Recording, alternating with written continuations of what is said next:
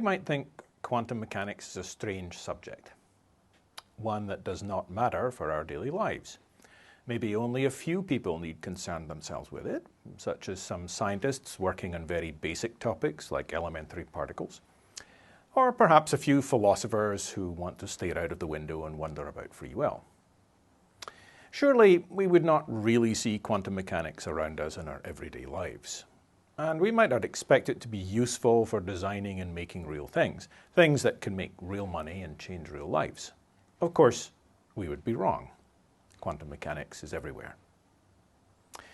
In this introduction, we're going to start by looking at some of the very early history of quantum mechanics and some of the ideas in quantum mechanics and why we were driven to that. Several of the people who started quantum mechanics really did not want things to work out this way, but reality got in the way and forced them to have to rewrite science. In this sense, quantum mechanics is astonishing. Nature really is not like the way we want to think it is. As we go through this early development of quantum mechanics, we will also begin to introduce some of the quantum mechanical ideas we will build on later.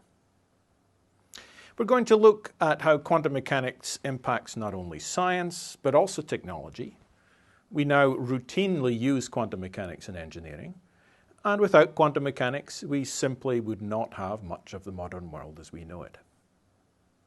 Finally, we're going to briefly look at some of the truly bizarre aspects of quantum mechanics, ones that most of us really do not start out by wanting to believe. A key point here is that we're going to be honest that there are some basic philosophical problems in quantum mechanics, especially what is called the measurement problem. Now, admitting this up front may make it easier for us to get on with learning the rest of quantum mechanics. In the end, quantum mechanics is not actually that hard to use, though you might not believe that at the moment, but it's true. And it works extremely well, even if possibly no one actually quite understands it.